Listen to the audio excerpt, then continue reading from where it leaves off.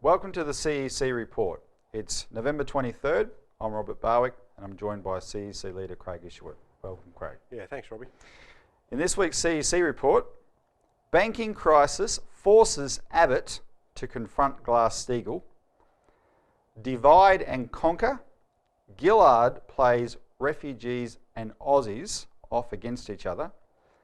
And finally, Gaza was Netanyahu's prelude to Iran. So first, banking crisis forces Abbott to confront Glass-Steagall. And Craig, I think this is a major breakthrough that we've found out about this week. When you consider that in Australia, only the CEC is pushing Glass-Steagall, and we've been pushing it everywhere relentlessly for 4 years. But because the media in general blacks us out, the average person would be forgiven for... What is it? Well, exactly. They would think, what is it? What else are they talking about? Nobody would know. Well, don't believe it, because we, the CEC, are on all the police minds. They're paranoid about us. We know that. Well, last week, Tony Abbott proved it. And what happened was, he was in Brisbane, and he gave a doorstop media interview, and there was a series of questions. And all the questions were relating to the news of the day, things like the news poll, opinion poll, and how unpopular he was, and the Royal Commission into pedophiles. So they were all the questions except one. Out of the blue, he was asked a question on Glass-Steagall. Now, before I read the question was asked 4 days, or in fact 2 working days, after we issued a release in your name, headlined Isherwood, Kill the $20 Trillion Derivatives Cancer, which was all about, here's the latest of how much Australian banks are exposed to derivatives, and only Glass-Steagall will save the Australian people from banking collapse. So that was our press release. So a few days later, this is the question that was asked out of the blue. Tony, what do you think of the Glass-Steagall proposal to solve the problems with the banking situation where the banks are handling both derivative and the commercial and mortgage side of things? And Abbott, without skipping a beat, replied, proving he knows exactly what the issue is. Look, I don't want to get into the technicalities of the former Glass-Steagall Act. Suffice to say that banks in Australia have always been much better regulated than banks in the United States, and the good situation of Australian banks is largely the result of common sense behaviour from Australian bankers and good regulation, much of which was put in place by the former Howard government. All right, here's the thing. It's very interesting that Abbott is so familiar with Glass-Steagall, right? Because, you know, the name is obscure. Glass-Steagall, as we know, talks about separating the different types of banks, so the ones that service the real economy, the community, are protected from all the speculative, dangerous activity that can bankrupt the system, right? But it's called, the name doesn't tell you that. They're the names of 2 senators from America years ago. But he knows it, and if he knows that, it means he also knows the CEC's warnings about the banks. And those warnings are the precise opposite of what he said. Our banks are bankrupt. They would have shut down in 2008 if the Rudd government hadn't bailed them out. They have an addiction to derivatives. They're riddled with them, and that has hit $20 trillion, as our press release said. And beside derivatives, they're so overstretched in the mortgage market that alone will bankrupt them if there's a property market collapse. So everything he said is wrong. But it's not just us that he's in disagreement with. By denying the need for Glass-Steagall, he is at odds with a growing chorus in Australia and around the world. And in Australia, you're talking about people like Don Argus, who last September, as we reported in this forum, came out saying the banks need Glass-Steagall, because his argument was investment banks and commercial banks can't understand each other, right? Commercial bankers can't understand how investment banking works and vice versa, therefore they should be separated. A few months ago, Craig, the Australian Financial Review quoted anonymously an unnamed retired senior banker who now must have some kind of regulatory position or something, because he didn't want his name given out because of the sensitivity of it, who said the potential for Australian banks to get into big trouble right now means they've got to be broken up along the lines of Glass-Steagall. And then, of course, internationally, you've got the Bank of England, you've got someone like Peter Hambro, a magnate of the City of London from the Hambro dynasty, And you've got Sandy Wheel, the man from America, Citigroup, the boss of Citigroup, who was the guy who got Glass-Steagall scrapped in the first place and has now come out saying, I was wrong, we need it back. So they're the ones he's up against. But here's the thing though, you've got to think, what's Abbott's motivation? So what I wanted to ask you, Craig, only those people who make their money by looting the real economy have anything to fear from Glass-Steagall, because they will be shut down. So why is Abbott opposed to it?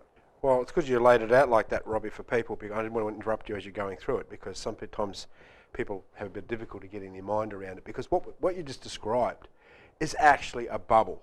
I would call it a political bubble. Around his head? Well, no. I don't know that the bubble will be big enough for that. But the point is, when you think about a metaphor of a political bubble, most people only see what's inside the bubble, yep. right? And that's a monetarist system based upon putting private speculators first. Hence, we've got a $20 trillion derivatives bubble. We've got fanaticism in the share markets. We've got huge, superannuation, funds that are having to speculate to make returns, big returns, yep. on those returns. So what you live in is a bubble. Now, that bubble is predicated on complete banking deregulation. It's predicated on the banks having all the power, and you see that with their profits at $25 billion yep. per year. What the Glass-Steagall represents, Robbie, is breaking the bubble, busting up that hegemony of the looting of the private financiers.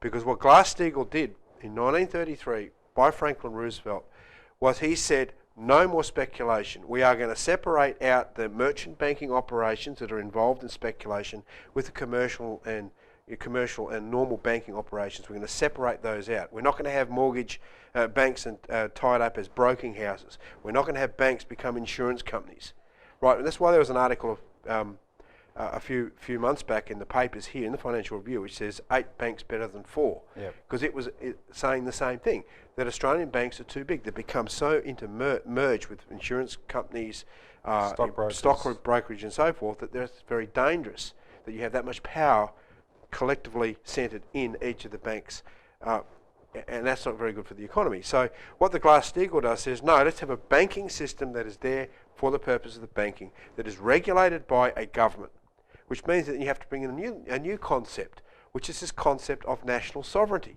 that a government has the right to determine how its own credit functions in a society. Now, that's way outside the bubble, Robbie. Well, and in the case of people like Abbott, and also the Labor Party, isn't that the sticking point? That's the point. The Labor Party, the Liberal Party, the Greens, the whole works of the current political formats are inside this bubble. And we represent, as the only political party that for 25 years now has said this is a bubble of thought, this is a philosophical bubble dedicated to globalisation, free trade, and the literal destruction of the human species, because you're literally forcing through this monetarist mechanism deliberate speculation into financial instruments ahead of promoting the physical economy. Instead of investing in real things, developing agriculture, developing extended industries from mining, you basically allow corporate agriculture to come in and buy up family farms and shut down those effective farming operations, come in, loot the place blind, as in the case of BHP Billiton and Rio Tinto and others. They're literally digging up the country so it's like a moonscape. So by denying Glass-Steagall, Abbott and co are protecting the way the system is now, which is based on this kind of looting. They'd be terrified. They don't have any models, Robbie, outside this current system. And that's what the problem is. The current system is collapsing. We're getting into more and more Greek-style austerity in this country with the healthcare, and I think we'll go into that in the next segment. But this is the bubble. And it's also a financial bubble attached to it with a $20 trillion speculative aspect to it. In terms of the political side of it, Craig, you'd have to. We've been hammering Glass-Steagall for, like I said, 4 years since the GFC erupted. That's what we said straight away. This year we launched the resolution, The Future of Australia, Develop or Die, which demands Glass-Steagall, along with national banking and the repeal of the post-1983 economic reform laws. So the way this happened, this transpired in Brisbane with this doorstop interview, and Abbott gets this question out of the blue. It really does indicate that we're breaking through here. Well, Robbie, look, we're putting out 250,000 plus 500,000. I don't know how many exactly press releases get floated around the country, but people are very sensitive to this particular issue because they're getting screwed left, right and centre because of the shutdown of the Australian economy. And those politicians have to smile like Abbott on television and deny the reality at their own peril as the system crashes. And you can't deny the crash. Every day there are more and more stories on the television about people being retrenched because of the shutdown in the manufacturing sector and so on and so forth. So, look, the point is that this is the only solution out of this is to go back to policies where you put people first and not company profits and big business and banks. Well, on that note, that's a good segue into our next segment, but before we get there, we'll have to take a break. So when we come back, we're going to talk about how the government's policy is based on divide and conquer.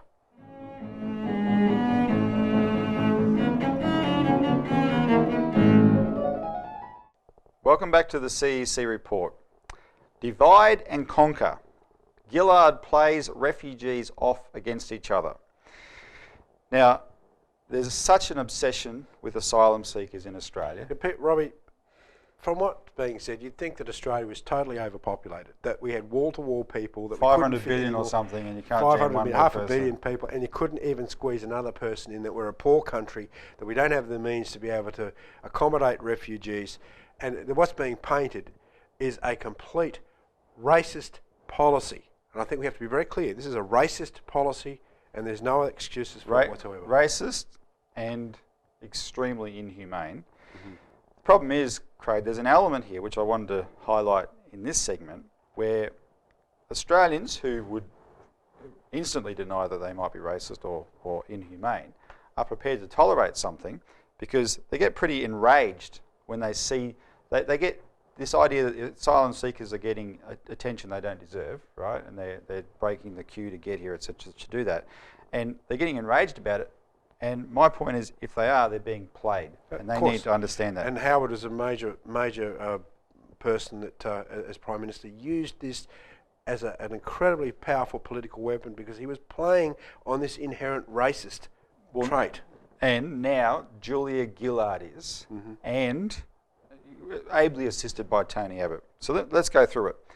The treatment of asylum seekers right now is abominable, and I'll give you some examples. The inmates on Nauru presently, it's raining heavily up there for the wet season. They're sleeping in leaking tents, and they're walking in puddles on the floor, etc. And bear in mind, these are inmates who are told there's no way that they'll be told when they're going to leave. They are there indefinitely. And you want to be mentally tortured. Put yourself in that position. So all their hopes are being sapped. The other centres around Australia, which also bear in mind, are virtually British private prisons run by this British company, Serco. They're totally overcrowded. The anecdotal reports come back that if you're sick, paracetamol is all that's prescribed for virtually everything. And now, just this week, the Immigration Minister, Chris Bowen, has dropped the last bit of resistance he had to adopting the policy that's exactly the same as John Howard's Pacific solution, which is the last bit of resistance was these temporary protection visas. So he's announced what he calls bridging visas. And these bridging visas, they have to have them because all the centres are overcrowded. So they're going to have to put the refugees on the mainland of Australia, which they should have been doing all along. But they've got to make sure that the mental torture component is not lost. Because remember, these people are being made an example of, which is fascism, when you make an example of a group of people for everyone else, but the policy is based on that. They're being made an example of, and as part of that, yes, they'll be processed on land in Australia, but they'll be given a bridging visa which says you have no rights at all, and the only thing the government will do to assist them is they can have a government allowance, which is $200 a week, right? Now, Tony Abbott has come out attacking Bowen. He didn't attack Bowen's visa policy because that's a copy of Howard's policy. He attacked the money. And he put it, allowing access to Australian welfare. Even though the money, no one can live on $200 a week, right? This is a deliberate thing by Abbott to enrage Australians, because he knows, what they don't like to acknowledge, but he knows that Australians are in deep economic pain themselves. And so does the Gillard government. So, for example, single mothers, as of the 1st of January, get thrown on the scrap heap. right? If they got kids who are at school age, they lose the single mother's pension and go on the dole, and they've got to get 10 interviews a week to qualify that, and they lose $100. If you live in a rural area, you know that the government is not funding properly rural doctors, right? So you're on edge all the time about getting sick, and it's because of not funding and told there's no money for it. Electricity prices. Everyone's getting burned by them, right? And the government is making it happen, not allowing it to happen, making it happen. Everywhere you look, there's cuts galore across the board. Yeah, particularly in pharmacies and pharmaceuticals and stuff now. Cancer drugs, I mean, Exactly. Shut down of various medical centres because they can't get access to the cheap drugs anymore. Well, there was I specifically saw one line on the internet of a person saying, why is Gillard giving money to refugees and cutting money from cancer drugs, right? So when it's put in those terms, people have a certain sense of justification for being outraged. The problem is that the attention on the asylum seekers deflects the rage that should be being directed against the government, because all of these policies, the ones that are mistreating refugees and the ones that are mistreating the Australian people, they're all unnecessary because they're all driven by the economic collapse, which the government wants to deny. And I suspect, Craig, a lot of people in Australia that have accepted this as their lot in life. They're now conditioned to think there's probably no alternative. It has to be this way, and therefore their best shot is to fight really hard for their own self-interest, and if that means abusing refugees, so be it. So here's the question, is there an alternative? Let's step outside that bubble again, Robbie, because what you just described is the consequences of living in a political bubble that is designed to support globalisation, free trade, economic rationalism, and the support of this speculative economy, which is causing the scrap heap mentality of people, human beings, literally being thrown on the scrap heap. You can't deal with an economy that way. You have to start first and foremost and say, as a political party, we stand for the general welfare, which historically the old Labor Party did. You control the banking system and you say, what do we need? We need a decent healthcare system. Okay, we fund it. What's required? How many billions of dollars? Let's have that money. Let's create that money, use the National Bank.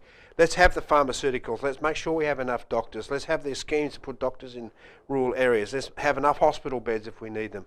And let's fund medical research. All of that stuff, it's knowable. Why isn't it being done? Well, we've talked about this program many times about the overarching policy of globalisation goes hand in hand with the radical green agenda of population reduction, of reducing the world's population down from 7 billion down to below 1 billion, and this is just another way of doing it. And the way that you brainwash populations into accepting this is to make them little, to start looking after their own self-seeking self-interest, and you use issues like the asylum seekers issue, where you've got 26,000 refugees may have come in the last 6 or 7 months. If we had a massive nation-building project, building large-scale infrastructure projects like the Australian Ring Rail proposal, developing our agriculture in the north, then you could absorb those people very, very easily. And even without that, we know farmers in rural Australia who say, send them here. Yeah. We want people to work. So when you accept the bubble, when you accept the axioms, then you end up with this sort of a mess. Think outside the box. If you join the CEC, we can educate people as to how to think outside the box. We don't have to accept this Nazi-style austerity program thinking of which both the parties are guilty of. Yep. It's a real sea-changing culture that we've got to create here, because if that's the point. If we accept that it's okay for people to be treated in a certain way, then there's no moral grounds for thinking that we shouldn't be treated the same way. No one. There are plenty of alternatives, Robbie, but you have to dump the bubble. Yep. Thanks, Craig. When we come back, we're going to talk an update on the Gaza crisis.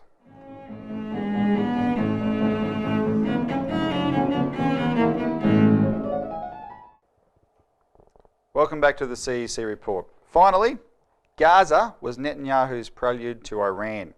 So as we speak, Craig, there's a ceasefire has been agreed to between Gaza and Palestine and Israel. The problem is there's little confidence that it will hold. And last week we emphasised the trigger for this conflict was Israel assassinated the Hamas military commander, whose name is Ahmed Jabri. His more essential background, just to because without this background, people don't know the big picture. If they don't know the big picture, you see missiles raining down on one side. You see one side has an argument, the other side has an argument. It looks intractable. No, the big picture tells you it's not intractable. There's an intention here. So Israeli negotiators themselves, especially a gentleman named Gershon Baskin, has come out saying that this assassination of Jabri was the critical thing. Jabri was a fearsome enemy of Israel, but it's precisely because of that he was the best person Israel had to negotiate with, because in one sense he could be trusted.